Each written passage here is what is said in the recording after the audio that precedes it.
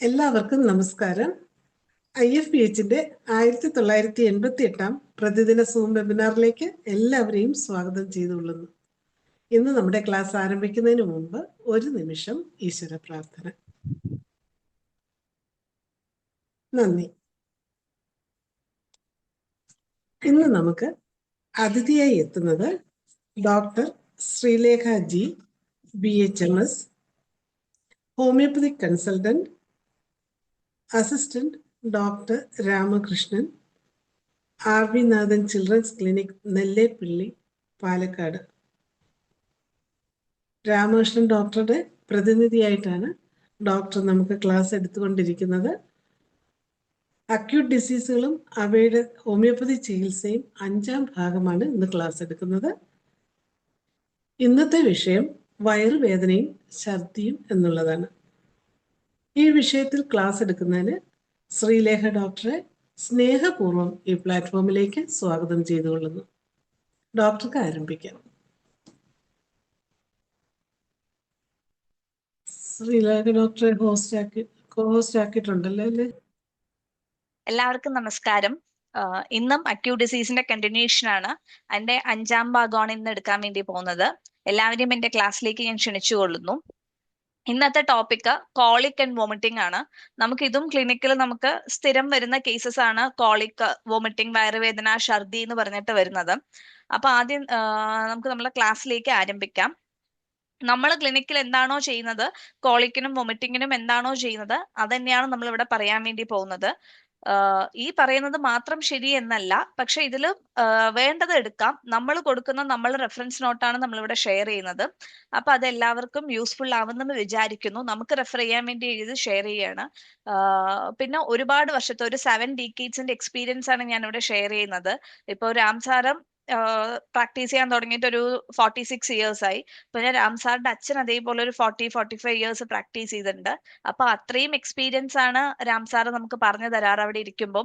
പല കേസസും, പണ്ട് വന്ന കേസസും, പിന്നെ ഇപ്പൊ ഞാൻ ഇരുന്ന് കണ്ട കേസസും, പിന്നെ പേഷ്യൻസ് ഇപ്പോ പലതും വരും. പക്ഷെ അവര് പറയും അവരുടെ അച്ഛനും അല്ലെങ്കിൽ അവർക്കാണെങ്കിലും പണ്ട് ഇങ്ങനെ വന്നിട്ടുണ്ടായിരുന്നു. അങ്ങനെ അവര് പഴയ കാര്യങ്ങളൊക്കെ പറയുമ്പോൾ ആ എക്സ്പീരിയൻസും എല്ലാം കൂടെ ഒരു 7 ഡീക്കേഡ്സിന്റെ എക്സ്പീരിയൻസ് ആണ് ഞാൻ ഇവിടെ ഷെയർ ചെയ്യുന്നത്. ഞാൻ പോകാൻ തുടങ്ങിയിട്ട് 4 ഇയേഴ്സേ ആയിട്ടുള്ളൂ. പക്ഷെ ഞാൻ പറയുന്നത് 7 ഡീക്കേഡ്സിന്റെ എക്സ്പീരിയൻസ് ആണ് പറയുന്നത്. അതാണ് സാറ് നമുക്ക് പറഞ്ഞു തരാറുള്ളത്. പണ്ട് തൊട്ട് സാറ് പ്രാക്ടീസിന് ചെയ്തതും പിന്നെ സാറിന്റെ അച്ഛൻ ചെയ്തതും എല്ലാം അന്നത്തെ കാലം തൊട്ടിട്ട് എഴുതി വെച്ച നോട്ട്സ് ഉണ്ട്. ആ നോട്ട്സ് ആണ് ഇപ്പോഴും ഫോളോ ചെയ്ത് പഠിച്ചുകൊണ്ട് വരുന്നത്. അപ്പോൾ നമ്മളുടെ റെഫറൻസിന് വേണ്ടി നമ്മൾ എഴുതി വെക്കുന്ന നോട്ട്സ് ആണ്. ഇന്നും അത് എഴുതി പഠിച്ചുകൊണ്ടിരിക്കുകയാണ്. അപ്പൊ ആ നോട്ട്സ് ആണ് നിങ്ങൾക്ക് എല്ലാവർക്കും വേണ്ടി ഇവിടെ ഷെയർ ചെയ്യുന്നത്. കോളിക് ആൻഡ് വോമിറ്റിംഗ് എന്ന് പറയുമ്പോൾ തന്നെ ആദ്യം പറയാം, നമുക്ക് വരുന്ന ക്ലിനിക്കിൽ വരുന്ന എല്ലാ കോളിക് ആൻഡ് വോമിറ്റിംഗ് കേസസും നമുക്ക് എടുക്കാൻ പറ്റണമെന്നില്ല. അതായത് ഇപ്പൊ ഈ അടുത്ത് റീസെന്റ് ആയിട്ട് വന്നൊരു കേസ് പറയാം. ഒരു 23 വയസ്സായിട്ടുള്ള ഒരു ആൺകുട്ടി വന്നിട്ടുണ്ടായിരുന്നു. വരുമ്പോ വയറുവേദന പറഞ്ഞിട്ടാ വന്നത്. അപ്പൊ വയറുവേദന പറഞ്ഞിട്ട് വന്നിട്ട് സാർ ഇങ്ങനെ വയറിൽ തൊടാൻ വേണ്ടി പോകുമ്പോഴേക്കും ആ കുട്ടി നിലവിളിക്കായിരുന്നു. അയ്യോ പറഞ്ഞിട്ട് നിലവിളിച്ചു. തൊട്ടിട്ടില്ല, തൊടാൻ പോകുന്നേ ഉള്ളൂ. ജസ്റ്റ് ഒന്ന് ടച്ച് ചെയ്യുമ്പോഴേക്കും നിലവിളിച്ചു. അപ്പൊ അതൊരു അബ്നോർമലായി തോന്നി. അപ്പൊ തന്നെ സാർ എന്നാ പിന്നെ ഒന്ന് പോയി സ്കാൻ ചെയ്തിട്ട് വരൂ പറഞ്ഞു. അപ്പൊ ആ കുട്ടിയുടെ അമ്മ പറഞ്ഞു ഇല്ല, ചിലപ്പോ എന്തെങ്കിലും ഇൻഡൈജഷൻ എന്തെങ്കിലും ആയിരിക്കും, സാർ എന്തെങ്കിലും മരുന്ന് കൊടുക്കും, എന്നിട്ട് മാറിയില്ലെങ്കിൽ നമ്മൾ 2 ദിവസം കഴിഞ്ഞിട്ട് പോയി സ്കാൻ ചെയ്യാ പറയും. അപ്പൊ സാറ് പറഞ്ഞു പറ്റില്ല, നോക്കൂ ഞാൻ തൊടാൻ പോകുമ്പോഴേക്കും വേദനിക്കുകയാണ്, അപ്പൊ അത് പറ്റില്ല, നിർബന്ധമായിട്ട് സ്കാൻ ചെയ്യണം എന്ന് പറഞ്ഞിട്ട് ആ കുട്ടീനെ ഒന്ന് സ്കാൻ ചെയ്യാൻ വേണ്ടിയിട്ട് അയച്ചു. അടുത്ത ഹോസ്പിറ്റലിലേക്ക് തന്നെ അയച്ച് സ്കാൻ ചെയ്ത് റിപ്പോർട്ട് വന്നപ്പോൾ അത് ഗോൾ ബ്ലാഡറിൽ സ്റ്റോൺ ആയിട്ട് അവിടെ ഇൻഫ്ലമേഷൻ ആയിരിക്കുകയാണ്. ആ സ്റ്റോണ് ഒരു പസ് ഫോർമേഷൻ പോലെ വന്നിട്ട് അവിടെ ഇൻഫ്ലമേഷൻ ആയിരിക്കുകയാണ്. എന്നിട്ട് അപ്പൊ തന്നെ അത് റെഫർ ചെയ്യുകയാണ് ചെയ്തത് അലോപ്പതിയിലോട്ട്. അത് പിന്നെ സർജിക്കൽ കേസ് ആയിരുന്നു. അത് പിന്നെ സർജറി വേണ്ടി വന്നു. അതാ നമുക്ക് എല്ലാ കോളിക്കും നമുക്ക് എടുക്കാൻ പറ്റണമെന്നില്ല. പിന്നെ അതേപോലെ ഒരു മേ ബി 50സോ 60സോ ആയിട്ടുള്ള ഒരു ഓൾഡ് ഒരാൾ വന്നിട്ടുണ്ടായിരുന്നു. ഒരു മാൻ ആയിരുന്നു, മെയിൽ പേഷ്യന്റ് ആയിരുന്നു. വന്നു ഇതേപോലെ വേദന എന്നാ പറഞ്ഞത്. ഒന്നും കഴിക്കാൻ പറ്റുന്നില്ല, എന്തെങ്കിലും കഴിച്ചാൽ അപ്പൊ വയറുവേദന വരികയാണ് എന്നാണ് പറഞ്ഞത്. ചില സമയത്തൊക്കെ ഇങ്ങനെ വയറുവേദന കൊണ്ട് പെടയുന്ന പോലെയുണ്ട്. പെട്ടെന്ന് വയറുവേദന വന്നത്. വയറുവേദന വന്നതിന് ശേഷം ഒന്നും കഴിക്കാൻ പറ്റില്ല. ഒരു 1 ഡേ ആയിട്ടുള്ളൂ വയറുവേദന തുടങ്ങിയിട്ട്. പക്ഷെ ഇപ്പൊ വെള്ളം കുടിച്ചാലും വയറുവേദന, എന്തെങ്കിലും ചെറുതായിട്ട് ഭക്ഷണം കഴിച്ചാലും വയറുവേദന, അസഹനീയമായ വേദനയായിരുന്നു. അപ്പൊ ആ പേഷ്യന്റിനും നമ്മൾ വേറൊരു ഹോസ്പിറ്റലിലോട്ട് അയച്ചു, സ്കാൻ ചെയ്യാൻ വേണ്ടി അയച്ചു. സ്കാൻ ചെയ്യാൻ വേണ്ടി അയച്ചപ്പോൾ സ്കാൻ സെന്ററിൽ പോയപ്പോൾ ഒന്ന് അക്യൂട്ട് പാൻക്രിയാറ്റൈറ്റിസ് ഉണ്ടായിരുന്നു ആ പേഷ്യന്റിന്. പിന്നെ അതേപോലെ ഗോൾ ബ്ലാഡർ സ്റ്റോണ് പക്ഷെ ബൈൽ ഡക്റ്റിലോട്ട് ഇറങ്ങിയിട്ടുണ്ടായിരുന്നു. അങ്ങനെ അപ്പൊ എന്നിട്ട് ആ പേഷ്യന്റിനെ അപ്പൊ തന്നെ അലോപ്പതിയിലോട്ട് റെഫർ ചെയ്തു. പിന്നെ ഈ അക്യൂട്ട് പാൻക്രിയാറ്റൈറ്റിസ് ഉള്ള പേഷ്യൻസിന് വരുമ്പോൾ നമ്മൾ ശ്രദ്ധിക്കണം, ആ പേഷ്യന്റിന് പിന്നെ നമ്മൾ ഒന്നും ഭക്ഷണം കഴിക്കാൻ വേണ്ടി പറയരുത്. കാരണം നമ്മൾ എത്രത്തോളം ഭക്ഷണം കഴിക്കും തോറും പാൻക്രിയാസിന് ലോഡ് കൂടും, ഈ വേദനയും കൂടും. അപ്പൊ ആദ്യം ആ പാൻക്രിയാസിന്റെ ഒരു ഇൻഫ്ലമേഷൻ കുറയുന്നത് വരയ്ക്കും നമ്മൾ പേഷ്യന്റിന് ഫുഡ് കൊടുക്കാൻ വേണ്ടി പറ്റില്ല. അപ്പൊ നമ്മൾ അലോപ്പതി ഹോസ്പിറ്റൽസിലൊക്കെ പോകുമ്പോൾ അവർ IV ചെയ്യും, സലൈനൊക്കെ കയറ്റുമ്പോൾ അപ്പൊ പേഷ്യന്റിന് ഓക്കെ പിടിച്ചു, വേറെ ഫുഡ് ഒന്നും കൊടുക്കില്ല, ഒരു IV മാത്രമേ ചെയ്യുള്ളൂ. അപ്പൊ എന്നിട്ട് ആ പേഷ്യന്റ് അങ്ങനെയാണ് ഇരിക്കുക. പിന്നെ എന്നിട്ട് ആ സെയിം പേഷ്യന്റ് തന്നെ ഗോൾ ബ്ലാഡറിൽ സ്റ്റോണ് ബൈൽ ഡക്റ്റിലോട്ട് ഇറങ്ങിയിട്ടുണ്ടായിരുന്നു. ഒരു 4 days അവരൊന്നും ചെയ്തില്ല, ഫുഡ് പോലും കൊടുത്തില്ല, ജസ്റ്റ് IV മാത്രമായിരുന്നു. പിന്നെ അതിനുശേഷം ഒരു 4 days കഴിഞ്ഞിട്ടാണ് ഒരു എൻഡോസ്കോപ്പി പോലത്തെ ഒരു പ്രൊസീജിയർ ചെയ്തിട്ട് ജസ്റ്റ് സ്റ്റോണിന് അവര് എടുത്തു. സർജറി ആയിട്ട് ചെയ്തില്ല, മേജർ സർജറി ആയിട്ട് ചെയ്തില്ല, പക്ഷെ അതുപോലെ ചെയ്തിട്ട് എൻഡോസ്കോപ്പി പോലെ ചെയ്തിട്ട് ഒരു സ്റ്റോൺ റിമൂവ് ചെയ്യുകയാണ് ചെയ്തത്. അപ്പൊ അങ്ങനെയും നമ്മളുടെ അടുത്ത് കേസസ് വരാം. അതായത് എല്ലാ കോളിക്കും നമുക്ക് സില്ലി ആയിട്ട് കാണാൻ വേണ്ടി പറ്റില്ല. ഇപ്പൊ ഇതുപോലെ സിവിയർ ആയിട്ടും വരുന്ന കേസസ് ഉണ്ടാവും. അപ്പൊ ചിലപ്പോ ആ പേഷ്യൻസ് തന്നെ നമ്മളുടെ അടുത്ത് പറയും, ഡോക്ടറെ മരുന്ന് തരൂ, ഞങ്ങൾ 2 ദിവസം കഴിഞ്ഞിട്ട് നമുക്ക് നോക്കാം എന്ന് പറയും. പക്ഷെ നമ്മൾ ഒരിക്കലും റിസ്ക് എടുക്കരുത്. കാരണം നാളെ ഇതേ പേഷ്യന്റ് എന്തെങ്കിലും സംഭവിച്ചു കഴിയുമ്പോൾ അത് നമുക്ക് നേരെ കുറ്റം വരും. അപ്പൊ നമ്മൾ നേരത്തെ തന്നെ അത് കണ്ട് മനസ്സിലാക്കിയിട്ട് നമ്മൾ അവരെ റെഫർ ചെയ്യാണ് നമ്മൾ ചെയ്യേണ്ടത്. പിന്നെ അത് ഇപ്പൊ സാറൊക്കെ എന്ത് ചെയ്യും വെച്ചാല് അവരെ പേഷ്യന്റിനെ സ്കാനിങ്ങിന് അയക്കുമ്പോൾ അവിടെ സോണോളജിസ്റ്റ് ഉണ്ടാവുമല്ലോ, അപ്പൊ ആ ഡോക്ടറിന്റെ അടുത്ത് തന്നെ ഒന്ന് ഫോൺ കൊടുത്തിട്ട് സംസാരിക്കണം എന്ന് പറയും. ആ ഡോക്ടറിന്റെ മുന്നിൽ തന്നെ വിളിക്കാൻ പറയും പേഷ്യന്റിന്റെ അടുത്ത്. അപ്പൊ പേഷ്യന്റ് ഇതുപോലെ പോയി പറയും, ഇതുപോലെ ഡോക്ടർ പറഞ്ഞു പറയുമ്പോൾ അപ്പൊ ആ ഡോക്ടറിന്റെ അടുത്ത് തന്നെ സംസാരിക്കും. അപ്പൊ എന്തെങ്കിലും USGയിൽ വല്ല കുഴപ്പമോ അബ്നോർമാലിറ്റി ഉണ്ടോ ചോദിക്കും. അങ്ങനെ ഉണ്ടെങ്കിൽ അപ്പൊ തന്നെ പേഷ്യന്റ് അടുത്ത് പിന്നെ പറയും, നിങ്ങൾ ഇങ്ങോട്ട് വരണ്ട, ആരെയാണ് പോയി കാണേണ്ടത് വെച്ചാൽ പറഞ്ഞു കൊടുക്കും, അവരെ പോയിട്ട് കൺസൾട്ട് ചെയ്യാൻ വേണ്ടി പറയും, റെഫർ ചെയ്യും അലോപ്പതിയിലോട്ട്. അങ്ങനെ കുഴപ്പമൊന്നുമില്ല, USGയിൽ അബ്നോർമാലിറ്റീസ് ഇല്ലെങ്കിൽ പിന്നെ ക്ലിനിക്കിലോട്ട് വന്നോളൂ, മരുന്ന് തരാം എന്ന് പറഞ്ഞിട്ട് പറയും. കാരണം എന്തെങ്കിലും അബ്നോർമാലിറ്റി ഉണ്ട്, പിന്നെയും പേഷ്യന്റ് ആ സ്കാനിങ് സെന്ററിൽ നിന്ന് നമ്മളുടെ ക്ലിനിക്കിലേക്ക് വന്നു, പിന്നെ നമ്മൾ റെഫർ ചെയ്ത് വീണ്ടും വേറെ ഡോക്ടറിന്റെ അടുത്ത് വിടുന്നു, ആ ടൈം സേവ് ചെയ്യാൻ വേണ്ടിയിട്ടാണ് ഇങ്ങനെ പറയുന്നത്. അപ്പൊ അതാണ് എപ്പോഴും കോളിക് എന്ന് പറഞ്ഞിട്ട് വരുമ്പോൾ നമ്മൾ കുറച്ച് കെയർഫുൾ ആയിരിക്കണം. ചില കേസൊക്കെ കോളിക് വിത്ത് വൊമിറ്റിംഗ് ആയിരിക്കും, ചിലപ്പോൾ വിത്തൗട്ട് ഡയറിയ ആയിരിക്കാം. അങ്ങനെ ഇപ്പൊ ചിലപ്പോൾ കണ്ടിന്യൂസ് ആയിട്ട് ഛർദ്ദിച്ചുകൊണ്ടേയിരിക്കും, അങ്ങനത്തെ ഉള്ള കേസൊക്കെ നമ്മൾ എപ്പോഴും കെയർഫുൾ ആയിട്ട് എടുക്കണം. പിന്നെ ചിലതിലൊക്കെ നമുക്ക് മെഡിസിൻസ് കൊടുക്കാം, ഒരു 2 hours ഒക്കെ നമുക്ക് നോക്കാം, അല്ലെങ്കിൽ 3 hours ഒരു 5 to 6 doses ഒക്കെ നമുക്ക് കൊടുത്തു നോക്കാം. എന്നിട്ടും കുറയുന്നില്ല, പേഷ്യന്റ് പിന്നെയും സിവിയർ ആയിട്ട് പോവുകയാണെന്നുണ്ടെങ്കിൽ പിന്നെ നമ്മളൊന്ന് റെഫർ ചെയ്യുന്നത് നല്ലതായിരിക്കും. അപ്പൊ എപ്പോഴും അത് കെയർഫുൾ ആയിരിക്കുക. അതിന് വേണ്ടിയിട്ടാണ് ഒരു ഇൻട്രൊഡക്ഷൻ തന്നെ ഇങ്ങനെ പറഞ്ഞത്.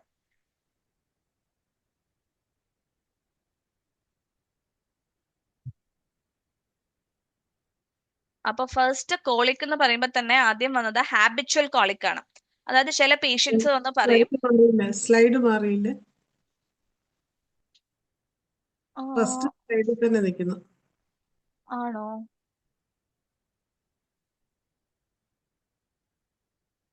ഇപ്പൊ മാറി, ഇപ്പൊ ശരിയായി, ഇപ്പൊ ശരിയായി. ആ ഇപ്പൊ കാണുന്നില്ലേ? കാണുന്നുണ്ട്. ആ ഹാബിച്വൽ കോളിക് കാണുന്നില്ലേ മാഡം? ഉണ്ട്, കാണുന്നുണ്ട്. ആ habitual colic all test habitual colic all test normal but colic recur frequently. നമുക്കിപ്പോ ചില പേഷ്യൻസ് വന്ന് പറയും എപ്പോഴും വയറുവേദനയാണോ എന്ന് പറയും. മീൻസ് ഇടയ്ക്കിടയ്ക്ക് വയറുവേദന വരും, അവർക്കൊരു ഹാബിറ്റായി. എല്ലാ ടെസ്റ്റും നോർമൽ ആയിരിക്കും, അവർ ചിലപ്പോൾ വേറെ ഡോക്ടേഴ്സിന്റെ അടുത്ത് നിന്ന് ഒരുപാട് ടെസ്റ്റ് ഒക്കെ ചെയ്തിട്ടായിരിക്കും വന്നിട്ടുണ്ടാവുക. ചിലപ്പോൾ അവർ പറയും 2-3 മാസമായി വയറുവേദന തുടങ്ങിയിട്ട് എന്ന് പറയും. അപ്പോൾ ചിലപ്പോൾ നമ്മളുടെ അടുത്ത് വരുമ്പോൾ നമ്മൾ എന്ത് ചെയ്യും വെച്ചാൽ ഒന്നുകൂടെ എന്തായാലും 3 months ആയല്ലോ, അപ്പൊ ഒന്നും കൂടെ ഫ്രഷ് ആയിട്ട് USG എടുക്കാൻ വേണ്ടി പറയും. അവർ അപ്പോഴും USG ചിലപ്പോൾ എടുത്തിട്ട് വരും, ഇല്ലെങ്കിൽ ചിലപ്പോൾ വേറെ ഡോക്ടേഴ്സ് മിസ് ചെയ്ത് എന്തെങ്കിലും ബ്ലഡ് ടെസ്റ്റ് ഉണ്ടെങ്കിൽ നമ്മൾ അത് ചെയ്യാൻ വേണ്ടി പറയും. അതും ചെയ്യും പേഷ്യൻസ്. പക്ഷെ എന്താ വെച്ചാ എല്ലാം നോർമൽ ആയിരിക്കും, പക്ഷെ അവർക്ക് ഇടയ്ക്കിടയ്ക്ക് വയറുവേദന വരിക. അപ്പൊ നമ്മൾ കൊടുക്കുക പിറ്റ്യൂട്രിൻ ആണ് കൊടുത്തിട്ടുള്ളത്. ഏകദേശം എല്ലാ കേസിനും ഒരു 99% കേസസിനും നമ്മൾ കൊടുത്തിട്ടുള്ളത് പിറ്റ്യൂട്രിൻ ആണ്. പിറ്റ്യൂട്രിൻ 6 അല്ലെങ്കിൽ 30. നമുക്കിപ്പോ ആ വയറുവേദന അക്യൂട്ട് ആയിട്ട് ആ വേദനയുള്ള സമയത്ത് നമ്മൾ ഒരു 1 hour ഗ്യാപ്പിലോ 2 hour ഗ്യാപ്പിലോ കൊടുക്കും, ആ ഇന്റൻസിറ്റി അനുസരിച്ച്. അത് കുറഞ്ഞു കഴിയുമ്പോൾ ഒരു 3 to 4 times ഡെയിലി കുറച്ചൊരു ലോങ് ടേമിന് കഴിക്കാൻ വേണ്ടി പറയും. ആ ഒരു ഹാബിറ്റ് മാറുന്ന വരയ്ക്കും കഴിക്കാൻ വേണ്ടി പറയും. അതാണ് habitual colic all test normal but colic recur frequently. അതേപോലെ ഹാബിച്വൽ കോളിക്കുള്ള വേറെ 2 മെഡിസിൻസ് ആണ്. ഒന്ന് ബെറേറ്റ കാർബും സാന്തോണിനും. Habitual colic with hunger but food is refused, baryta carb 6 or 30. വിശപ്പുണ്ട് പക്ഷെ ഫുഡ് അവർ കഴിക്കുന്നില്ല. അതാണ്. പിന്നെ അടുത്തത് chronic gastric and intestinal problems with gas, acidity, habitual colic, even good for mesenteric lymphadenitis, etc. Chronic gastric and intestinal problems sometimes removed even by a single dose. അത് സാന്തോണിനും 12C അല്ലെങ്കിൽ 30 ആണ്. പക്ഷെ നമുക്ക് ഏറ്റവും കൂടുതൽ കൊടുത്തിട്ടുള്ളതും നമുക്ക് ഏറ്റവും കൂടുതൽ റിസൾട്ട് കിട്ടിയിട്ടുള്ളതും പിറ്റ്യൂട്രിനിലാണ്. ബാക്കി രണ്ടും നമ്മൾ അങ്ങനെ കൊടുത്തിട്ടില്ല ബെറേറ്റ കാർബും, പക്ഷെ റെഫറൻസിന് വേണ്ടി പറഞ്ഞാണ്.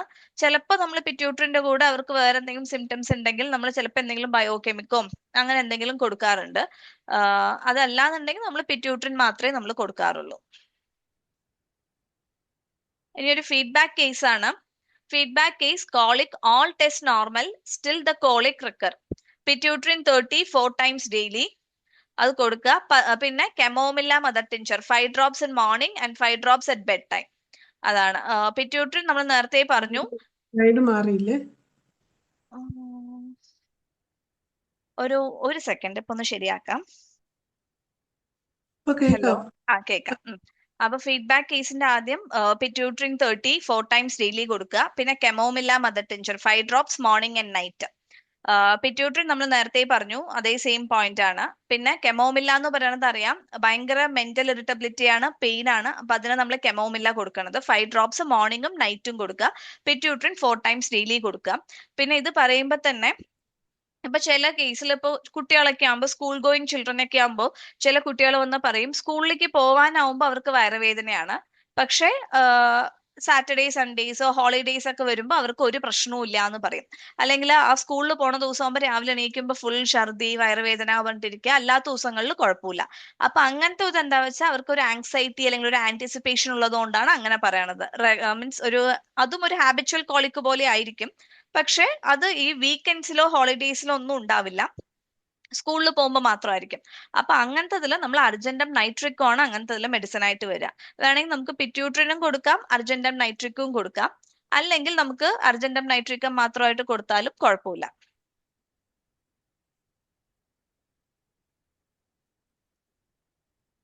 ഇനി നെക്സ്റ്റ് ഇതേപോലെ കോളിക്കിന്റെ കുറച്ച് മെഡിസിൻസ് ആണ് പറയണത്. Severe colic with stiffness of body, abdomen painful when touched, conducive pain in abdomen during movement, violent pains in abdomen as if navel were being torn out, pain in stomach with a smarting or pressive sensation. അതായത് ഇപ്പൊ ചില കുട്ടികളെ കൊണ്ടുവരുമ്പോൾ അവർ ഭയങ്കര കരച്ചിലായിരിക്കും. വലിയവർക്കും കൊടുക്കാം, കുട്ടികൾക്ക് മാത്രമല്ല. പക്ഷെ കുട്ടികളെ പൊതുവെ കൊണ്ടുവരുമ്പോൾ ഒരുപാട് കരച്ചിലായിരിക്കും. അപ്പൊ അവർക്ക് ചിലപ്പോൾ നമ്മൾ പാരന്റ്സിന്റെ അടുത്ത് ചോദിക്കുമ്പോൾ പറയും രാവിലെ യൂറിൻ പോയതാണ്, പിന്നെ വൈകുന്നേരമായി ഇതുവരെയ്ക്കും പോയിട്ടില്ല എന്ന് പറയും. അപ്പൊ മേ ബി അതുകൊണ്ടും ആവാം അവർക്കൊരു വയറുവേദന വരുന്നത്. അപ്പൊ നമ്മൾ ചിലപ്പോൾ ചില കുട്ടികൾക്കൊക്കെ സ്ട്രമോണിയം കൊടുക്കും, ഒരു ഡോസ് കൊടുത്തിട്ട് ഒന്ന് വെയിറ്റിംഗ് റൂമിൽ പോയിട്ട് വെയിറ്റ് ചെയ്യാൻ വേണ്ടി പറയും. ആ വെയിറ്റ് ചെയ്യുന്ന സമയം കൊണ്ട് തന്നെ അവരുടെ യൂറിനും പോവും, അവരുടെ ആ കരച്ചിൽ നിൽക്കും, ആ വേദന കൊണ്ടുള്ള ആ കരച്ചിൽ നിൽക്കും. അപ്പൊ സ്ട്രമോണിയം അങ്ങനെ പല കേസസിനും ഹെൽപ്ഫുൾ ആയിട്ടുണ്ട്. നല്ലൊരു മെഡിസിൻ ആണ് കോളിക്കിന്. Next crying and tossing about with colic, അതായത് വേദന കാരണം പെടയുക, അതാണ് അക്കോണൈറ്റ് നാപ്പല്ലസ് എന്ന് പറയുന്നത്. വേദന കാരണം പെടയുക. ഇനി അതേപോലെ അക്കോണൈറ്റിനെക്കാളും കുറച്ച് സിവിയർ ആണ് കോളിക് എങ്കിൽ അക്കോണൈറ്റ് റാഡിക്സ് ആണ് medicine. unbearably deadly pains anywhere in the body including colic. അതാണ് ഡെഡ്ലി പെയിൻ ആയിരിക്കും. ഇങ്ങനെ കുട്ടി ഭയങ്കര കരച്ചിലും നിലവിളിയായിരിക്കും വലിയവരാണെങ്കിലും. അപ്പൊ നമ്മൾ അക്കോണൈറ്റ് റാഡിക്സ് 1x ആണ് കൊടുക്കുക. ചിലപ്പോൾ നമ്മളത് കൊടുത്തയക്കും, അക്കോണൈറ്റ് റാഡിക്സ് പിൽസിലാക്കിയിട്ട് കൊടുത്തയക്കുമ്പോൾ ഒരു ഇന്റൻസിറ്റി അനുസരിച്ചിട്ടാണ് നമ്മൾ റിപ്പീറ്റേഷൻ പറയുക. ചിലപ്പോൾ 1 hour ഗ്യാപ്പിലോ അല്ലെങ്കിൽ ഹാഫ് അവർ ഗ്യാപ്പിലോ പറയും. പിന്നെ അത് കുറഞ്ഞു കഴിയുമ്പോൾ 2 hours ഗ്യാപ്പിൽ 4 to 5 times അല്ലെങ്കിൽ 3 times ഡെയിലി അങ്ങനെയൊക്കെ നമ്മൾ ആ ഫ്രീക്വൻസി കുറച്ച് കൊണ്ടുവരും. Next fear of death at night with unbearable colic. അസഹനീയമായ വേദന കാരണം മീൻസ് മരിക്കുമോ എന്നുള്ള പേടി രാത്രിയാവുമ്പോൾ, അത് ക്യാംഫർ ആണ് മെഡിസിൻ. ക്യാംഫർ 3x അല്ലെങ്കിൽ 30, അതും പിൽസ് ആയിട്ട് കൊടുക്കുക. അൺബിയറബിൾ കോളിക് കാരണം fear of death mainly at നൈറ്റിലാണ് വരിക. Next severe colic with marked linea nasalis, symptoms set in with violence. അത് നമുക്കറിയാം, എത്തൂസ എന്ന് പറയുമ്പോഴേ ഒരു സഫറിങ് എക്സ്പ്രഷൻ ആയിരിക്കും മുഖത്ത് ഉണ്ടാവുക. പിന്നെ ലീനിയ നേസാലിസ് വളരെ മാർക്കഡ് ആയിരിക്കും, അവരുടെ ഒരു സഫറിങ് എക്സ്പ്രഷൻ നമുക്ക് കാണാൻ പറ്റും. അതാണ് എത്തൂസന്റെ സിംറ്റം. പിന്നെ chamomilla, baby is impossible to calm unless picked up and carried screaming all night. വലിയവർക്കും കൊടുക്കാം, പ്രത്യേകിച്ച് ഇപ്പൊ കുട്ടികൾക്ക്, ഇപ്പോ വളരെ ചെറിയ കുട്ടികളായിരിക്കാം. അപ്പൊ പാരന്റ്സ് വന്ന് പറയും രാത്രി ആവുമ്പോൾ ഫുൾ കരച്ചിലാണ്, ഉറങ്ങുന്നേ ഇല്ലാന്ന്. അത് ചിലപ്പോൾ ജനിച്ച് 1 മാസം 2 മാസം ഒക്കെ ആയിട്ടുള്ള കുട്ടികളായിരിക്കും. എപ്പോഴും രാത്രിയാവുമ്പോ എടുത്തുകൊണ്ടേ നടക്കുക, ഇങ്ങനെ നമ്മൾ തല്ലിയ പോലെ കരയുന്ന ചില പാരന്റ്സ് ഒക്കെ വന്ന് പറയും. അത്രയും കരച്ചിലായിരിക്കും. അപ്പൊ അങ്ങനെയുള്ള പേഷ്യൻസിനൊക്കെ കുട്ടികൾക്ക് നമ്മൾ കെമോമില്ലയാണ് കൊടുക്കുക. കെമോമില്ല 30 ആണ് നമ്മൾ കൂടുതലും കൊടുക്കാറ്. അപ്പൊ നമ്മൾ വളരെ ചെറുപ്പം 1 മാസമോ 2 മാസം അങ്ങനെയൊക്കെ ആയിട്ടുള്ള കുട്ടികളാണെങ്കിൽ കെമോമില്ല 30 ഒരു 1 ounce വാട്ടർ എടുക്കും, ഡിസ്റ്റിൽഡ് വാട്ടർ എടുക്കും. എന്നിട്ട് അതിൽ ഒരു ഡ്രോപ്പ് കെമോമില്ല 30 നമ്മൾ ആഡ് ചെയ്യും. എന്നിട്ട് ഓരോ തവണ എടുക്കുമ്പോഴും ഒരു 10 times ഷേക്ക് ചെയ്യാൻ പറയും അതിനെ. എന്നിട്ട് ജസ്റ്റ് ഇങ്ങനെ ചുണ്ട് താഴോട്ടാക്കിയിട്ട് ഒരു 1 or 2 ഡ്രോപ്സ് അവിടെ ഒറ്റിച്ചു കൊടുക്കാൻ വേണ്ടി പറയും. അങ്ങനെയാണ് നമ്മൾ ചെയ്യാറ്. അപ്പൊ തന്നെ ഒരു 4 or 5 times അല്ലെങ്കിൽ ഒരു എവറി 2 hourly നമ്മൾ ചെയ്യാൻ വേണ്ടി പറയും. അങ്ങനെ പിന്നെ എപ്പോഴെങ്കിലും രാത്രി ഇതുപോലെ ആവശ്യം വരികയാണ്, കുട്ടി നിർത്താതെ കരഞ്ഞുകൊണ്ടേയിരിക്കുകയാണെങ്കിൽ അപ്പൊ വേണമെങ്കിൽ ഒരു 5 or 10 minutes ഗ്യാപ്പിൽ കൊടുത്തോളൂ എന്ന് പറഞ്ഞിട്ട് വിടും. അപ്പൊ അങ്ങനെയാണ് കൊടുക്കുക. അപ്പൊ ചിലവരൊക്കെ എന്ത് ചെയ്യും വെച്ചാൽ കെമോമില്ല സ്റ്റോക്ക് ചെയ്യും വീട്ടിൽ, ഇപ്പൊ കുട്ടികളൊക്കെ ഉള്ളവർ. അപ്പൊ എന്താ വെച്ചാൽ രാത്രി എല്ലാ ദിവസവും അവർ കൊടുക്കില്ല, പക്ഷെ രാത്രി എപ്പോഴെങ്കിലും അവരിങ്ങനെ കുട്ടി ഭയങ്കരമായിട്ട് കരയുകയാണെങ്കിൽ അവരപ്പോ ഒരു കെമോമില്ല 30 ചിലപ്പോൾ ഒരു 10 minutes ഗ്യാപ്പിൽ 1 or 2 ഡോസ് കൊടുക്കും. അപ്പൊ നമ്മൾ പിൽസ് ആയിട്ടാണ് കൊടുത്തയക്കുക. ഒരു സ്പൂൺ വെള്ളത്തിൽ ഒന്ന് മിക്സ് ചെയ്തിട്ട് കൊടുക്കാൻ വേണ്ടി പറയും. അപ്പൊ അത് ഒരു 1 or 2 ഡോസ് കഴിയുമ്പോഴേക്കും കുട്ടി ഉറങ്ങും. അങ്ങനെ അതേപോലെ തന്നെ ഒരു സിംറ്റം ആണ് ആബ്സെന്റിയത്തിനുള്ളത്. വിൻഡ് കോളിക് എന്നാണ് പറയുക. ആബ്സെന്റിയത്തിന്റെ സിംറ്റം വിൻഡ് കോളിക്. ഇപ്പോ ഈ അടുത്ത് 1 മാസം മുന്നേ ഒരു ഡോക്ടർ വിളിച്ചിട്ടുണ്ടായിരുന്നു. അപ്പൊ ആ ഡോക്ടറുടെ മോളുടെ കുട്ടിക്കാണ്, ഇപ്പൊ ജനിച്ചിട്ടേ ഉള്ളൂ, 1 മാസം 1.5 മാസം ആയിട്ടേ ഉള്ളൂ. കുട്ടി എല്ലാ ദിവസവും രാത്രി ഭയങ്കര കരച്ചിലാണ്. അപ്പൊ അവര് പീഡിയാട്രിഷ്യനെ പോയി കാണിച്ചു. പീഡിയാട്രിഷ്യൻ പേടിക്കണ്ട, അത് ശരിയായിക്കോളും എന്ന് പറഞ്ഞു. പിന്നെ ഈ ഡോക്ടർ വേറെ കുറെ മെഡിസിൻസ് കൊടുത്തു, പക്ഷെ എന്നിട്ട് ശരിയാവാതെയാണ് വിളിച്ചിട്ടുണ്ടായിരുന്നത്. അപ്പൊ നമ്മൾ കൊടുക്കാൻ പറഞ്ഞത് ആബ്സെന്റിയം 30 ഒരു 5 ഗുളിക കൊടുക്കാൻ പറഞ്ഞു. കൊടുത്ത് 10 മിനിറ്റ് കഴിഞ്ഞിട്ട് കെമോമില്ല 30 ഒരു 5 ഗുളിക, അങ്ങനെ രണ്ടും 3 times ഡെയിലി കൊടുക്കാൻ പറഞ്ഞു. പിന്നെ എങ്ങാനും രാത്രി കുട്ടി എഴുന്നേറ്റിട്ട് അതുപോലെ ഒരുപാട് കരച്ചിലുണ്ടെങ്കിൽ രണ്ടും അപ്പോഴും ഒന്ന് എക്സ്ട്രാ ആവശ്യം വന്നാൽ എമർജൻസി കേസിൽ കൊടുക്കാം എന്ന് പറഞ്ഞിട്ട് നമ്മൾ പറഞ്ഞു.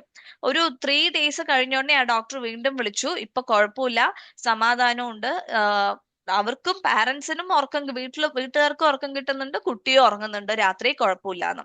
അങ്ങനെ ആബ്സെന്റിയും കെമോമില്ലിയും ഒരുപാട് പേർക്ക് കൊടുത്തിട്ടുണ്ട്. നമ്മളിപ്പോ ചെറിയ ജനിച്ച കുട്ടികളെ കൊണ്ടുവരാനും വയറിൽ തൊടുമ്പോൾ ചിലപ്പോൾ അവന്റെ അബ്ഡമൻ ഭയങ്കര ഒരു ഹാർഡായിട്ട് തോന്നും. അപ്പൊ അങ്ങനെയുള്ളവർക്ക് നമ്മൾ കെമോമില്ല അല്ല കൊടുക്കുക, ആബ്സെന്റിയാണ് കൊടുക്കുക. ചിലപ്പോൾ ഗ്യാസ് ഉള്ള കുട്ടിയായിരിക്കും, അതാണ് വിൻഡ് കോളിക് എന്ന് പറയുന്നത്, ഗ്യാസ് കാരണം വരുന്ന വയറുവേദന. അപ്പൊ അങ്ങനെയുള്ളവർക്ക് നമ്മൾ ആബ്സെന്റിയാണ് കൊടുക്കുക. ചിലപ്പോൾ ആബ്സെന്റിയും കെമോമില്ലയും രണ്ടും കൊടുക്കും. അങ്ങനെ ചിലപ്പോൾ ഏതെങ്കിലും ഒന്ന്. പിന്നെ എപ്പോഴെങ്കിലേ വരുന്നുള്ളൂ എന്നുണ്ടെങ്കിൽ സ്ഥിരം കഴിക്കാൻ വേണ്ടി പറയില്ല, അതൊന്ന് ജസ്റ്റ് എടുത്തു വെക്കുക, ആവശ്യമുള്ളപ്പോൾ കഴിച്ചാൽ മതി എന്ന് പറയും. അങ്ങനെ നെക്സ്റ്റ് കോളോസ് എന്താണ്? Agonizing cutting pain in the abdomen causing the patient to bend double. അത് കാർബോവിജനും അതേപോലെ തന്നെയാണ്, ബെൻഡ് ഡബിൾ, വേദന കാരണം ഇങ്ങനെ ബെൻഡ് ചെയ്യാം. Pressing the abdomen, intestines feel bruised, sensation as if stones were being ground together in the abdomen and it would burst. അത് coloc എന്താണ്, അതെല്ലാവർക്കും അറിയാം. ചിലപ്പോൾ നമ്മൾ കെമോമില്ലയും കോളോസിന്തും കൂടെ കൊടുക്കാറുണ്ട്, ചിലപ്പോൾ കോളോസിന്തും മാത്രം കൊടുക്കാറുണ്ട്. അങ്ങനെ ഒരുപാട് വയറുവേദനയൊക്കെ ഉണ്ടെന്നുണ്ടെങ്കിൽ നമ്മൾ അങ്ങനെ കൊടുക്കാറുണ്ട്. ഇനി next twisting pain around naval. അതായത് നമ്മൾ അംബിലിക്കസിന് ചുറ്റും ഭയങ്കര വേദന, അത് സിനയാണ് മെഡിസിൻ. അപ്പോൾ ഈ സിന ബേബി എന്ന് പറയുമ്പോൾ എന്താ വെച്ചാൽ ഇത്രയും വേദന ഉണ്ടെങ്കിലും ആ കുട്ടി അബ്ഡമനിലേക്ക് കിടക്കുള്ളൂ, അതായത് കമിഴ്ന്ന് കിടക്കും, അതാണ് സിന ബേബി. പിന്നെ നെക്സ്റ്റ് സ്പൈജീലിക്കും അതേപോലെ നേവലിന്റെ ചുറ്റും ട്വിസ്റ്റിംഗ് പെയിൻ അറൌണ്ട് നേവൽ, സിന സ്പൈജീലിയ നമ്മൾ ഡിഫറൻഷിയേറ്റ് ചെയ്യുക. സിന എന്ന് പറയുമ്പോൾ ലൈസ് ഓൺലി ഓൺ അബ്ഡമൻ, അങ്ങനെയാണ്. ഇനി next cutting clutching around the navel, tongue usually clean, vomits food, bile, blood, mucus, constant nausea and vomiting. വോമിറ്റിംഗും ഉണ്ടാവും, ചിലപ്പോൾ കോളിക്ക് മാത്രമായിരിക്കും അംബ്ലിക്കസിന് ചുറ്റും, ഇല്ലെങ്കിൽ കോളിക് ആൻഡ് വോമിറ്റിംഗ് രണ്ടും ഉണ്ടാവും. അങ്ങനെയുള്ളതാണ് എപ്പിക്കാക്ക് നല്ലതാണ്. എപ്പിക്കാക്ക് 6E അല്ലെങ്കിൽ 30. എപ്പിക്കാക്കിന്റെ നമ്മൾ എങ്ങനെയാ ചെയ്യാ വെച്ചാൽ, എപ്പിക്കാക്ക് ആണെന്ന് നമ്മൾ കണ്ടുപിടിക്കുന്നത് അതിന്റെ ടങ്ക് ഭയങ്കര ക്ലീൻ ആയിരിക്കും. അതേസമയം ഒരു നല്ല തിക്കായിട്ട് ഒരു വൈറ്റ് കോട്ടഡ് ടങ്ക് ആണെങ്കിൽ പിന്നെ അവിടെ മെഡിസിൻ ആന്റിം ക്രൂഡ് ആണ്. ക്ലീൻ ടങ്ക് ആണെങ്കിൽ എപ്പിക്കാക്കും, വൈറ്റ് കോട്ടഡ് ടങ്ക് ആണെങ്കിൽ ആന്റിം ക്രൂഡും ആണ് മെഡിസിൻ വരിക. അപ്പൊ ഇതാണ് നമ്മൾ എല്ലാ മെഡിസിൻസും നമ്മൾ ഇൻക്ലൂഡ് ചെയ്തിട്ടില്ല കോളിക്കിലും. നമ്മള് ക്ലിനിക്കിൽ റെക്കറന്റ് ആയിട്ട് വരുന്ന എപ്പോഴും വന്നുകൊണ്ടേയിരിക്കുന്ന കുറച്ച് മെഡിസിൻസ് മാത്രമാണ് നമ്മൾ ഇൻക്ലൂഡ് ചെയ്തിരിക്കുന്നത്. അപ്പൊ ഏകദേശം പറഞ്ഞു വിചാരിക്കുന്നു. ഇനി നെക്സ്റ്റ് വോമിറ്റിംഗിൽ നമ്മൾ എത്തുമ്പോൾ തന്നെ ഹാബിച്വൽ വോമിറ്റിംഗ് ആണ്. അതായത് അവർക്കൊരു ഹാബിറ്റ് ആയിരിക്കും ഛർദ്ദിച്ചുകൊണ്ടേയിരിക്കുക. അതാണ്. ഇപ്പൊ ചില കുട്ടികൾക്ക് ഉണ്ടാവും ഹാബിച്വൽ വോമിറ്റിംഗ് ഇൻ ബേബീസ്. അത് നമുക്ക് ഏറ്റവും കൂടുതൽ റിസൾട്ട് കിട്ടിയിരിക്കുന്നത് ഐറിസ് വെർസിക്കോളർ 30 ആണ്. Habitual vomiting in babies, iris versicolor 30. Next vomiting of infants, sour vomiting with gas, robinia 30 ആണ് മെഡിസിൻ. പക്ഷെ നമ്മൾ കൂടുതലും കൊടുത്തിട്ടുള്ളത് ഐറിസ് വെർസിക്കോളർ 30 ആണ് കൊടുത്തിട്ടുള്ളത്. ഇനി ഇൻഫന്റൈൽ വോമിറ്റിംഗ്, കുട്ടികൾ ഇങ്ങനെ ശ്രദ്ധിച്ചുകൊണ്ടേയിരിക്കാം. ഒരുപാട് മെഡിസിൻസ് ഉണ്ട്. കെൽക്കേരിയ ഫ്ലൂർ 30, സൈലീഷ്യ 30, കാലിമ്യൂർ 30, കെൽക്കേരിയ ഫോസ് 30, നാട്രമ്യൂർ 30, എത്തൂസ 30, വലേരിയാന 30 അങ്ങനെ. ഇപ്പൊ നമ്മൾ എത്തൂസയൊക്കെയാണ് നമ്മൾ കോമൺ ആയിട്ട് യൂസ് ചെയ്യാം. പക്ഷെ കുറച്ചും കൂടെ നമുക്ക് ആക്ഷൻ കൂടുതൽ കിട്ടിയിട്ടുള്ളത് കെൽക്കേരിയ ഫ്ലൂർ 30യിലാണ്. അപ്പൊ സാർ തന്നെ പറയും, പണ്ട് എന്റെ ബിഗിനിങ്ങിലൊക്കെ സാർ കുറെ എത്തൂസയെ കൊടുത്തിട്ടുണ്ട്, പക്ഷെ ചിലപ്പോ 1-2 കേസസ് നമുക്ക് ഇങ്ങനെ ഫെയിൽ ആവാം. അപ്പൊ അതിന് അങ്ങനെ നമുക്ക് കൊടുക്കാം. ആ ഫെയിൽ ആവുന്ന കേസസിൽ നമുക്ക് കെൽക്കേരിയ ഫ്ലൂർ 30 കൊടുക്കാം. അവിടെ 6X പാടില്ല, 30th പൊട്ടൻസി തന്നെ കൊടുക്കുക കെൽക്കേരിയ ഫ്ലൂർ. അത് ഇതേപോലെ ഒരുപാട് ചെറിയ കുട്ടികളൊക്കെ ആണെങ്കിൽ നമ്മൾ ചിലപ്പോൾ ഡിസ്റ്റിൽഡ് വാട്ടറിൽ 30 ml ഡിസ്റ്റിൽഡ് വാട്ടറിൽ ഒരൊറ്റ ഡ്രോപ്പ് ഇട്ടിച്ച് കൊടുക്കും. എന്നിട്ട് ഇടയ്ക്കിടയ്ക്ക് കൊടുക്കാൻ പറയും. മാറിക്കഴിഞ്ഞാൽ സ്റ്റോപ്പ് ചെയ്യാനും പറയും. ഇല്ലെങ്കിൽ ചിലപ്പോൾ പിൽസിലാക്കിയിട്ട് ഒരു 3 times ഡെയിലി വെച്ച് കൊടുക്കാൻ വേണ്ടി പറയും. അതും മാറിക്കഴിഞ്ഞാൽ സ്റ്റോപ്പ് ചെയ്യാം. അങ്ങനെ. അപ്പൊ ഈ ഇൻഫന്റൈൽ വോമിറ്റിംഗ് ഉള്ള കുട്ടികൾക്ക് നമ്മൾ കൊടുക്കുമ്പോൾ എല്ലാം 30th പൊട്ടൻസി ആണ് കൊടുക്കുക. അവിടെ 6X കൊടുക്കില്ല. നെക്സ്റ്റ് ചില കുട്ടികൾക്ക് നമ്മൾ വോമിറ്റിംഗ് കാണുമ്പോൾ ചിലർ എന്താ വെച്ചാൽ ഒരു ബർപ്പ് ചെയ്യുന്ന പോലെ ഇങ്ങനെ ഫീഡ് ചെയ്ത് കഴിഞ്ഞു, അടുത്ത് തന്നെ അവരിങ്ങനെ ഒന്ന് വൊമിറ്റ് ചെയ്തു, ആ കുടിച്ച പാൽ തന്നെ അവരൊന്ന് വൊമിറ്റ് ചെയ്യും അങ്ങനെ. പക്ഷെ ചില കുട്ടികൾ അങ്ങനെ ആയിരിക്കില്ല, ഈ പൈപ്പ് തുറന്നു വിട്ട പോലെ ഇങ്ങനെ ഛർദ്ദിക്കും. അതാണ് പ്രൊജക്ടൈൽ വോമിറ്റിംഗ് എന്ന് പറയുന്നത്. ഈ പ്രൊജക്ടൈൽ വോമിറ്റിംഗ് എന്ന് പറയുമ്പോൾ ചില കേസസ് മേ ബി ഡേഞ്ചറസ് ആവാം. ഈവൻ പൈലോറിക് സ്റ്റിനോസിസ് ഒക്കെ ഉള്ള കുട്ടികളൊക്കെ ആയിരിക്കും അങ്ങനെ പ്രൊജക്ടൈൽ വോമിറ്റിംഗ് ആയിട്ട് ചെയ്യാം. അപ്പൊ നമ്മൾ എപ്പോഴും ഒന്ന് കെയർഫുൾ ആയിട്ട് ഇരിക്കുക. പിന്നെ ഇപ്പൊ ഈ ചെറിയ കുട്ടികളൊക്കെയാണ് വരുന്നത്, ഇപ്പൊ വലിയവരാണെങ്കിലും നമ്മൾ കോളിക്കിനൊക്കെ നമ്മൾ മെഡിസിൻസ് കൊടുത്തു. പക്ഷെ നമ്മൾ അവരുടെ അടുത്ത് എപ്പോഴും നമ്മൾ പറയുക ഒരു 2 നേരം വിളിക്കാൻ വേണ്ടി പറയും. ഇപ്പൊ നമ്മളുടെ ക്ലിനിക്കിൽ അങ്ങനെയാ ചെയ്യാം. ഇപ്പൊ രാവിലെ വന്ന് മെഡിസിൻ വാങ്ങിച്ച് അന്ന് വൈകിട്ട്, അടുത്ത ദിവസം രാവിലെ വൈകിട്ട്, അങ്ങനെ 2-3 ദിവസം നമ്മളെ വിളിച്ച് എങ്ങനെയുണ്ട് എന്ന് പറയാൻ വേണ്ടി പറയും, ഫീഡ്ബാക്ക് തരാൻ വേണ്ടി പറയും. അപ്പം എന്താ വെച്ചാൽ നമുക്ക് എന്തെങ്കിലും അതിന്റെ ഇടയ്ക്ക് കൂടുതലായിട്ട് കാണുകയാണെങ്കിൽ നമുക്ക് അപ്പൊ തന്നെ അവരെ റെഫർ ചെയ്യാം, അല്ലെങ്കിൽ വേറെ എന്തെങ്കിലും ട്രീറ്റ്മെന്റ് കൊടുക്കാം. അപ്പൊ അതിന് വേണ്ടിയിട്ടാണ്. അപ്പൊ നമ്മൾ എപ്പോഴും ഇൻ കോണ്ടാക്ട് ആയിരിക്കണം പേഷ്യന്റുമായിട്ട്. അവർക്ക് എന്ത് ഇതുണ്ടെങ്കിലും നമ്മളെ വിളിച്ച് അപ്പൊ തന്നെ അറിയിക്കാൻ വേണ്ടി പറയണം. അപ്പൊ അങ്ങനെ പ്രൊജക്ടൈൽ വോമിറ്റിംഗ് ഉള്ളതിന് നമ്മൾ ചില കേസിൽ നമ്മൾ കുട്ടികൾക്ക് മെഡിസിൻ കൊടുത്തിട്ടുണ്ട്. നമ്മൾ കൊടുത്തിട്ടുള്ളത് ഫോസ്ഫറസ് 30 ആണ്. പക്ഷെ നമ്മൾ ഇതേപോലെ 2 നേരം വിളിച്ച് പറയാൻ വേണ്ടി പറയും. കാരണം എന്താ വെച്ചാൽ എങ്ങാനും അത് കുറച്ചും കൂടെ ഇപ്പൊ വോമിറ്റിങ്ങിന് ഫ്രീക്വൻസി കൂടിക്കൊണ്ടേയിരിക്കുകയാണ്, അല്ലെങ്കിൽ ബേബി ഭയങ്കര ഒരു ഡീഹൈഡ്രേറ്റഡ് ലുക്ക് ആവുകയാണ്, അല്ലെങ്കിൽ ഭയങ്കര ക്ഷീണിച്ചു, ഒന്നിനും കണ്ണുപോലും തുറക്കണില്ല, അങ്ങനെയൊക്കെ ഉണ്ടെങ്കിൽ അത് ഡേഞ്ചറസ് ആണ്. അപ്പൊ തന്നെ നമ്മൾ റെഫർ ചെയ്യണം. അപ്പൊ നമ്മൾ അത് നോക്കാൻ വേണ്ടിയിട്ടാണ് പേഷ്യന്റിനെ 2 times ഡെയിലി വിളിക്കാൻ വേണ്ടി പറയണത്. അപ്പൊ അങ്ങനെ പ്രൊജക്ടൈൽ വോമിറ്റിംഗിന് കൊടുത്തിട്ടുണ്ട്, അതിൽ റിസൾട്ട് കിട്ടിയിട്ടുള്ളത് ഫോസ്ഫറസ് ആണ്. Throws up ingesta by the mouthfuls, vomiting, water is thrown up as soon as it gets warm in the stomach. Cardiac opening of stomach seems contracted.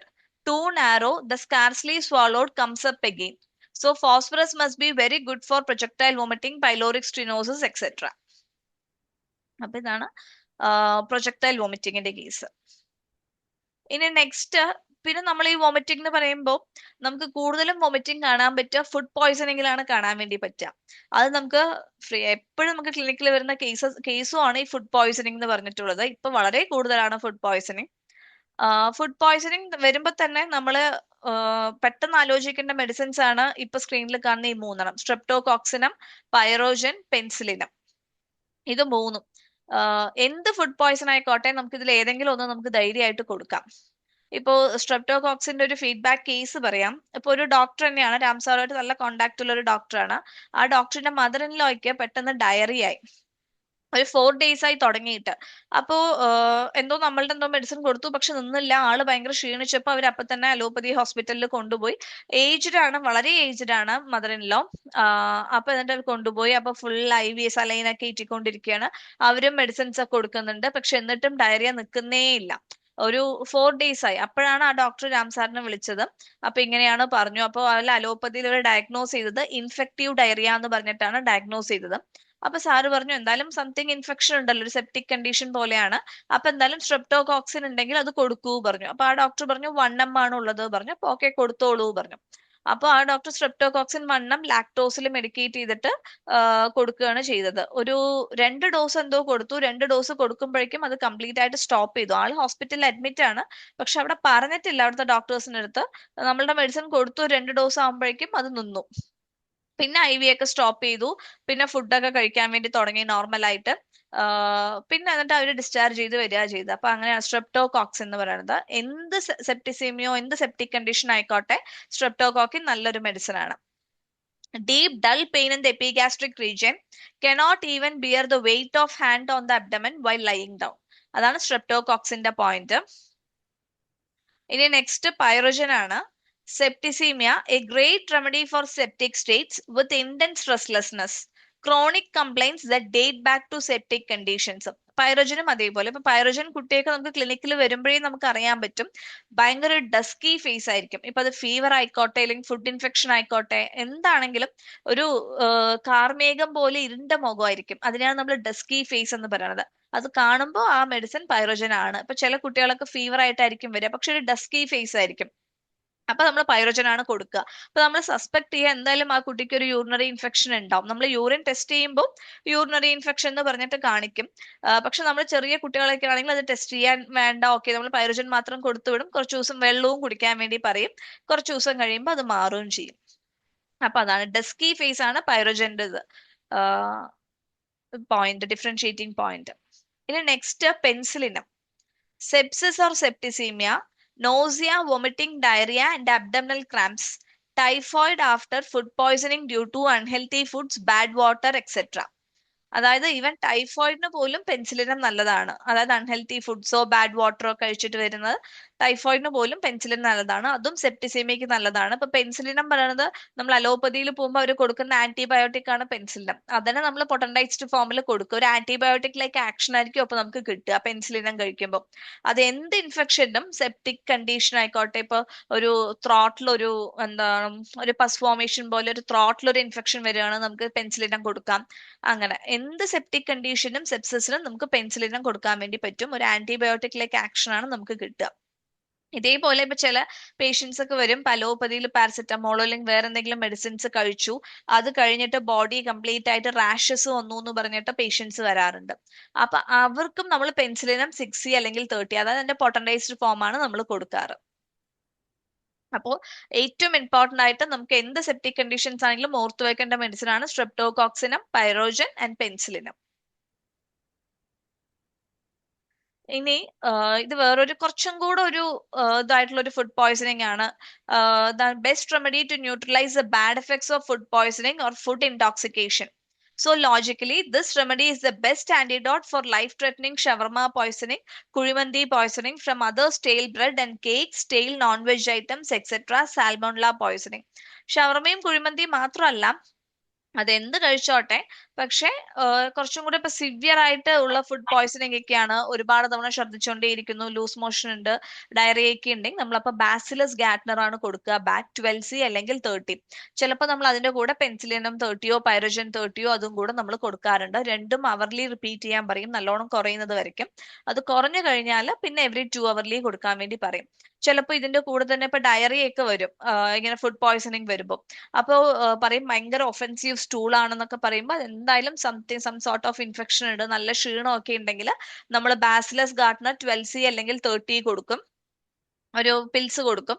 അത് കൊടുത്തൊരു 10 മിനിറ്റ് കഴിഞ്ഞിട്ട് കാലി 4-6X medicated with few drops of camphor 3X അതൊന്ന് ഒരു ഗുളിക കഴിക്കാൻ പറയും. അങ്ങനെ 2 അവർലി കഴിക്കാൻ പറയും. മോഷൻ നോർമൽ ആയി എന്ന് വെച്ചാൽ ഡയറിയ നിന്നാലും നമ്മൾ കാലിഫോസ് ക്യാംഫർ സ്റ്റോപ്പ് ചെയ്യാൻ പറയും. ബാസിലസ് ഗാറ്റ്നർ മാത്രം കുറച്ച് ദിവസത്തേക്ക് കഴിക്കാൻ വേണ്ടി പറയും. ഇനി അത്ര ഒഫൻസീവ് ഒന്നും അല്ല, ഒരുപാട് തവണ ഡയറിയ ഇല്ല, 1-2 തവണ വളരെ കുറച്ചേ ഉള്ളൂ എങ്കിൽ നമ്മൾ കാലിമ്യൂർ ക്യാംഫർ ആണ് കൊടുക്കുക. കാലിമ്യൂർ 6X medicated with few drops of camphor 3X അതൊന്ന് ഒരു ടാബ്ലറ്റ് കൊടുക്കും. അങ്ങനെ മേ ബി അത് ബാസിലസ് ഗാർട്ടന്റെ കൂടെ തന്നെ കൊടുക്കണമെന്നില്ല. ചിലപ്പോൾ പെൻസിലിനും കാലിഫോസ് ക്യാംഫർ ആയിരിക്കും, അല്ലെങ്കിൽ പെൻസിലിനം കാലിമ്യൂർ ക്യാംഫർ, അല്ലെങ്കിൽ പൈറജൻ കാലിഫോസ് ക്യാംഫർ, അല്ലെങ്കിൽ പൈറജൻ കാലിമ്യൂർ ക്യാംഫർ അങ്ങനെയാണ് കൊടുക്കുക. അത് ഡയറിയ ഉണ്ടെങ്കിൽ, ഒരുപാട് ഒഫൻസീവ് ആണ്, ഒരുപാട് ടൈംസ് പോകുന്നു എന്നുണ്ടെങ്കിൽ നമ്മൾ കാലിഫോസ് ക്യാംഫർ കൊടുക്കും. അല്ല, കുറച്ചൊരു 1-2 തവണയേ ഉള്ളൂ, ഒരുപാട് അത്ര സിവിയർ അല്ല, ഒഫൻസീവ് സ്മെല്ലൊന്നും ഇല്ലെങ്കിൽ നമ്മൾ കാലിമ്യൂർ ക്യാംഫർ ആണ് കൊടുക്കാറ്. ഇനി അടുത്തത് great thirst, drinks much but little at a time, ill effects of a vegetable diet, melons and watery fruits generally, gnawing burning pains like coals of fire relieved by heat. ആർസാൽബ്. ആർസാൽബും ഇതേപോലെ തന്നെയാണ്. Decade ആയിട്ടുള്ള വെജിറ്റബിൾസോ മീറ്റോ എന്ത് കഴിച്ചിട്ടും വരുന്നതിനും നമുക്ക് ആർസാൽബും കൊടുക്കാം. അങ്ങനെ പിന്നെ ആർസാൽബിന്റെ ഒരു പോയിന്റ് എന്താ വെച്ചാൽ വെള്ളദാഹവും ഉണ്ടാവും. വെള്ളദാഹവും ഉണ്ടാവും, പക്ഷെ കുറച്ചേ കുടിക്കുള്ളൂ, ഇടയ്ക്കിടയ്ക്ക് കുടിക്കും. അതാണ് ആർസാൽബിന്റെ ഡിഫറൻഷിയേറ്റിംഗ് പോയിന്റ് എന്ന് പറയുന്നത്. പിന്നെ ക്യാൻഡ് ഫുഡ് പോയ്സണിങ് ഫ്രം ക്യാൻഡ് സ്പിനാച്ച്. അത് ആക്ച്വലി ഇപ്പൊ ഒരുപാടില്ല, പക്ഷെ പണ്ടൊക്കെ ഉണ്ടായിരുന്നു. ഈ ക്യാൻഡ് ഫുഡ്സ് കഴിച്ചിട്ട് എന്ത് പ്രശ്നം വന്നാലും നമ്മൾ കൊടുക്കുക ബോട്ടിലിനമാണ്. അത് ബോട്ടിലിനം പോയ്സൺ കാരണമാണ് നമുക്ക് ഈ ഇൻഫെക്ഷൻ വരുന്നത്. അപ്പൊ നമ്മൾ അതിനെ ആന്റിഡോട്ട് ചെയ്യാൻ വേണ്ടിയിട്ട് ബോട്ടിലിനം 30 തന്നെയാണ് നമ്മൾ കൊടുക്കുക. ക്യാൻഡ് ഫുഡ്സ് കഴിച്ചിട്ട് വരുന്നതും, അത് ക്യാൻഡ് സ്പിനാച്ച് മാത്രമല്ല, എന്ത് ഫുഡും ആയിക്കോട്ടെ, പക്ഷെ ക്യാൻഡ് ഫുഡാണെങ്കിൽ നമ്മൾ ബോട്ടിലിനം 30 ആണ് മെഡിസിൻ. ഇനി contracted peoples after vinegar added foods, അത് സ്ട്രമോണിയം 30 ആണ് മെഡിസിൻ. പിന്നെ food poisoning from decayed stale food, penicillinum 6E30 and bryonia 6E30. പിന്നെ ഇതൊരു ഫീഡ്ബാക്ക് കേസാണ് വോമിറ്റിംഗിന്റെ. ഒരു 10 month old baby with vomiting since 1 day after vaccination. അവര് ഒരു ദിവസം മുന്നേ വാക്സിൻ എടുത്തു, കുട്ടിക്ക് 10 monthsന്റെ വാക്സിൻ എടുത്തു. അതിന്റെ നെക്സ്റ്റ് ഡേ തൊട്ടിട്ട് കുട്ടിക്ക് ഭയങ്കര വോമിറ്റിംഗ് ആയി, ഇടയ്ക്കിടയ്ക്ക് ഛർദ്ദിച്ചുകൊണ്ടേ ഇരിക്കണം. അപ്പൊ നമ്മൾ ആ കുട്ടിക്ക്, കാരണം വാക്സിനേഷൻ എടുത്തു കഴിഞ്ഞിട്ടാണെന്ന് പറഞ്ഞപ്പോൾ ആ വാക്സിനേഷൻ എന്തെങ്കിലും സൈഡ് എഫക്ട്സ് ഉണ്ടെങ്കിൽ അതിനെ ഇതാക്കാൻ, ന്യൂട്രലൈസ് ചെയ്യാൻ, ആന്റിഡോട്ട് ചെയ്യാൻ വേണ്ടിയിട്ട് നമ്മൾ തൂജയാണ് കൊടുത്തത്.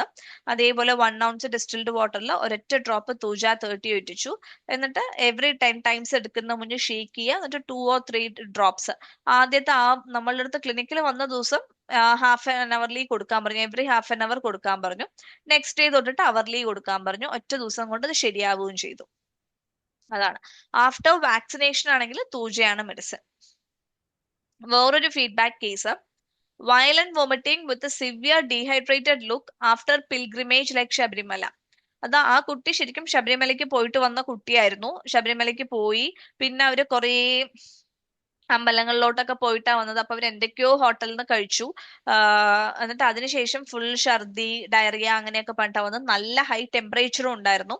അപ്പൊ നമ്മൾ കൊടുത്തത് പൈറോജനും അക്കോണൈറ്റും ആണ്. അത് മെയിൻലി ഡസ്കി ഫേസ് ആയതുകൊണ്ടാണ് പൈറോജൻ സെലക്ട് ചെയ്തത്. അക്കോണൈറ്റും 2 അവർലി കൊടുത്തു. ഒരൊറ്റ ദിവസം കൊണ്ട് വോമിറ്റിംഗ് ഒക്കെ നിന്നു, വയറുവേദന മാറി, ഫീവറും കുറഞ്ഞു എന്നാണ് പറയുന്നത്. പക്ഷെ നമ്മളൊരു 3-4 ഡേയ്സും കൂടെ മെഡിസിനെ കണ്ടിന്യൂ ചെയ്യാൻ വേണ്ടി പറഞ്ഞു. പക്ഷെ ഒറ്റ ദിവസം കൊണ്ട് വയറുവേദനയും വോമിറ്റിംഗും നിന്നു. പിന്നെ വോമിറ്റിംഗ് എപ്പോഴെങ്കിലും ആർക്ക്, കുട്ടികൾക്കാണെങ്കിലും വലിയവർക്കാണെങ്കിലും വോമിറ്റിംഗ് കാണുമ്പോൾ നമ്മൾ അവരുടെ അടുത്ത് പ്രത്യേകം പറയും പാല് വേണ്ട എന്ന് പറയും.